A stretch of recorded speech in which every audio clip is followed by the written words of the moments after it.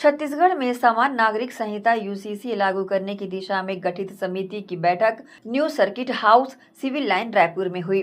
बैठक में समिति के सदस्य शत्रुघ्न सिंह, एमके राउत, मोहन पवार, ज्योति रानी सिंह और श्यामलाल धावड़े मौजूद रहे। राज्य सरकार ने एक उच्च स्तरीय समिति बनाई है और ये समिति लोगों की राय जानने के लिए राज्य के अलग अलग इलाकों का दौरा कर रही है।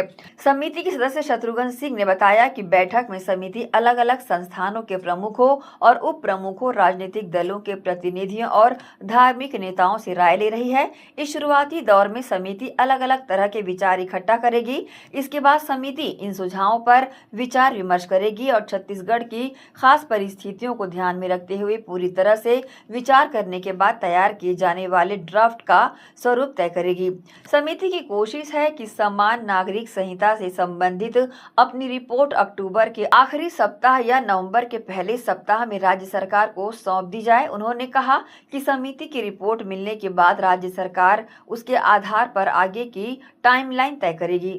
जैसा आप सभी जानते हैं कि एक उच्च स्तरीय समिति का गठन राज्य सरकार ने किया है और उच्च स्तरीय समिति द्वारा राज्य के विभिन्न इलाकों में जाकर लोगों के विचार जानने का प्रयास किया जा रहा है। उसी की प्रथम कड़ी के रूप में आज यह बैठक आयोजित की गई है, जिसमें विभिन्न संस्थानों के अध्यक्ष, उपाध्यक्ष, राजनीतिक दलों के प्रतिनिधिगण, धर्मगुरुगण के विचार जानने का समिति प्रयास कर रही है। तो पहले राउंड में अलग अलग लोगों के विचार समिति जानेगी, फिर समिति बैठकर उस पर विचार विमर्श करेगी और मंथन के पश्चात जो छत्तीसगढ़ की जो विशेष परिस्थितियां हैं उनको ध्यान में रखते हुए किस प्रकार का प्रारूप बनाया जाना है वो फाइनल करेगी।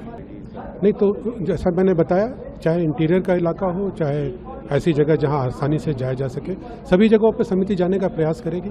विशेषकर सभी संभागों को जरूर समिति टच करना चाहिए। तो यही तो इसका उद्देश्य है, समानता से समरसता की ओर कैसे जाया जाए।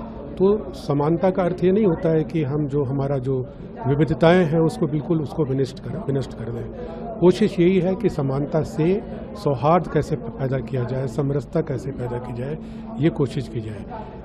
जो अनुसूचित जनजाति के लोग हैं उनकी परंपराएं, उनका संरक्षण संविधान में अलग स्थान रखता है, उसकी अलग व्यवस्था की गई है, उसको भी ध्यान में रखा जाए। सर, कोई डेडलाइन इसके लिए?